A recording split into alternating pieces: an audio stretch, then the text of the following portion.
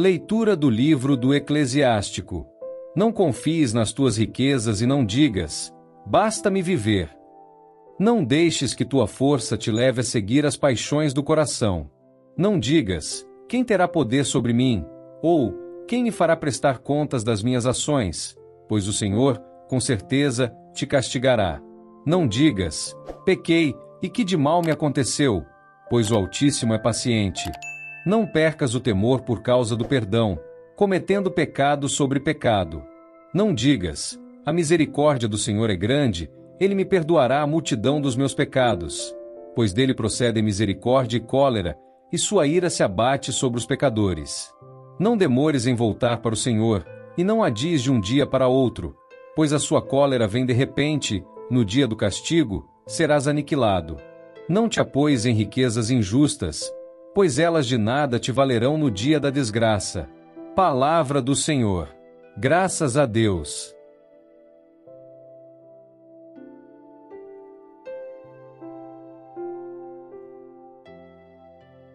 Proclamação do Evangelho de Jesus Cristo segundo São Marcos. Glória a vós, Senhor. Naquele tempo, disse Jesus aos seus discípulos: quem vos der a beber um copo de água, porque sois de Cristo, não ficará sem receber a sua recompensa. E se alguém escandalizar um destes pequeninos que creem, melhor seria que fosse jogado no mar com uma pedra de moinho amarrada ao pescoço.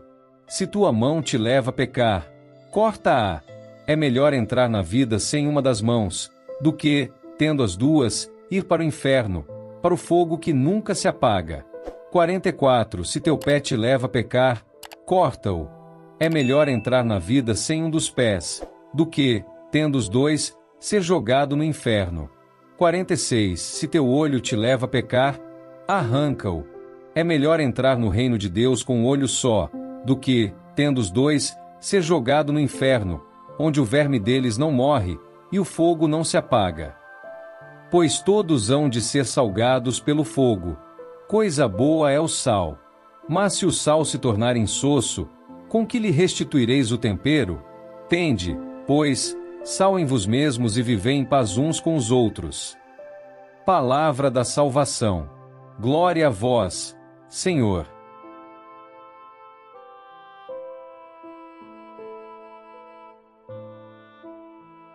Meus irmãos e irmãs em Cristo, que alegria estarmos juntos neste momento de reflexão e oração.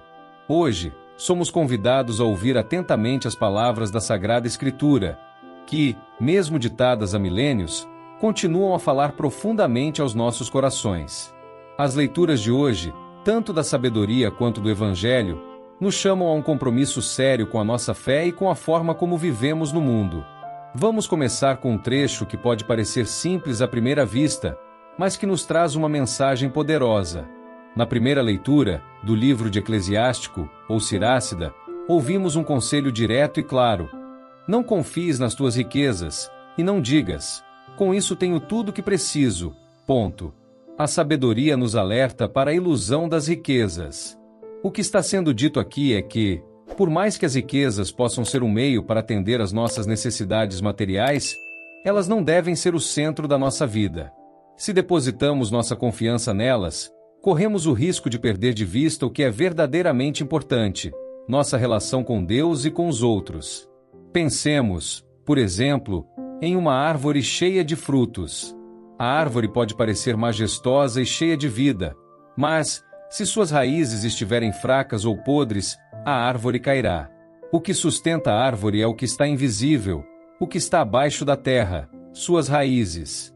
Assim também, se colocarmos nossa confiança nas riquezas e não em Deus, nossa vida, apesar de parecer cheia e bem-sucedida, estará prestes a cair, pois não estamos firmados naquilo que é eterno.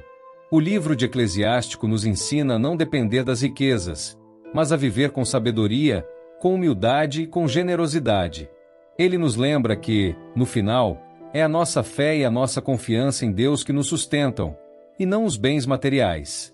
Como Jesus nos ensina em outros momentos: onde está o teu tesouro, aí estará o teu coração.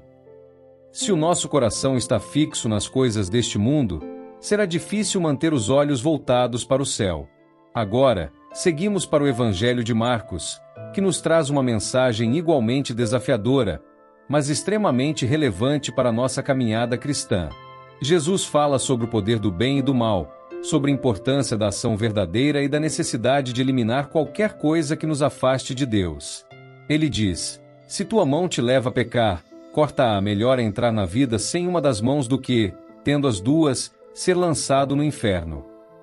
Essa passagem pode nos chocar, mas, na verdade, ela é um alerta muito sério e cheio de amor. O que Jesus nos diz aqui é que o pecado deve ser tratado com urgência. O pecado é como uma doença que, se não tratada, se espalha e corrói nossa vida. O mal, por mais pequeno que pareça, pode nos afastar de Deus e nos destruir. Então, Jesus nos chama a tomar medidas radicais contra o pecado, cortar aquilo que nos leva a pecar. Vamos refletir sobre isso com uma analogia. Imagine que estamos caminhando em direção a um penhasco. Se um de nós perceber que está indo em direção ao precipício, o que faríamos? Seríamos prudentes em dar um passo atrás, não é mesmo? Seria insano continuar caminhando em direção ao abismo, ignorando os sinais. Da mesma forma, o pecado, por menor que seja, é um passo em direção ao abismo da separação de Deus. Jesus nos desafia a agir com a mesma urgência que teríamos ao perceber que estamos à beira de um penhasco, cortar tudo que nos afasta de Deus, por mais doloroso que seja. A mesma ideia é reforçada na continuação do Evangelho, quando Jesus fala sobre a importância de ser o sal da terra e a luz do mundo. O sal é bom, mas, se o sal se tornar insípido, com que o salaremos? Tenham sal em vós mesmos e vivem em paz uns com os outros. O sal, na época de Jesus, não era apenas um tempero, mas também um conservante. O sal preserva os alimentos e os mantém puros.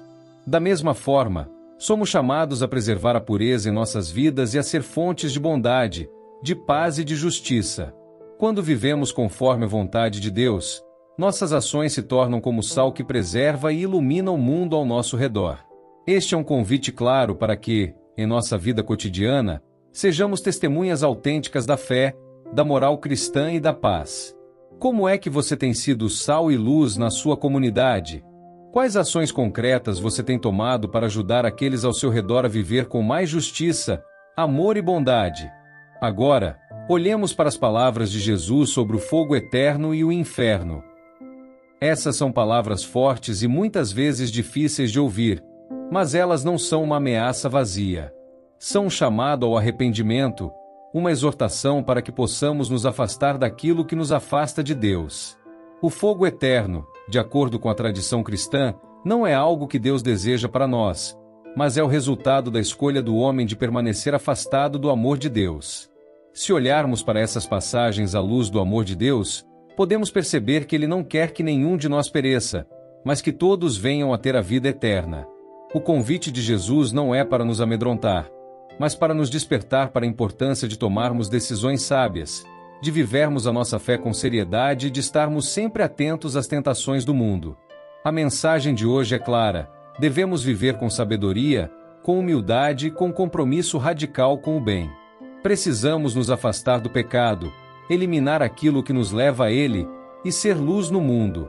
A vida cristã não é algo que podemos levar de forma superficial ou negligente. Somos chamados a viver com integridade, com generosidade, com fé verdadeira. Agora, vamos nos perguntar: como podemos aplicar isso em nossas vidas diárias? A resposta está em nossa atitude. Se sabemos que algo em nossa vida nos leva ao pecado, precisamos cortar isso, seja uma má companhia, um hábito pecaminoso ou uma atitude egoísta.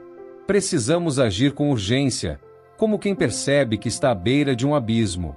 Se queremos ser luz e sal, devemos começar pelas pequenas coisas do dia a dia, tratar os outros com respeito, ser honestos em nossas ações e ajudar quem precisa de nossa ajuda. Mas não devemos fazer isso sozinhos. Precisamos da graça de Deus, da força do Espírito Santo, para viver essas mudanças. E é por isso que a oração é tão importante. Quando oramos, pedimos a Deus que nos dê a sabedoria e a força para viver de acordo com a sua vontade.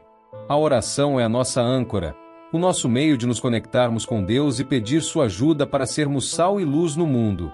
Vamos refletir sobre nossas próprias vidas. Onde precisamos cortar?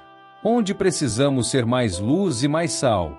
Senhor, pedimos que nos conceda a graça de viver de acordo com a Tua vontade, que possamos ser firmes em nossa fé, cortando tudo que nos afasta de Ti e sendo sal e luz no mundo. Que a Tua sabedoria nos guie e a Tua paz nos acompanhe em cada passo que damos. Amém.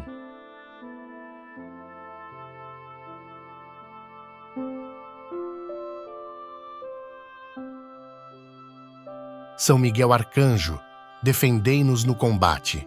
Sede o nosso refúgio contra as maldades e ciladas do demônio.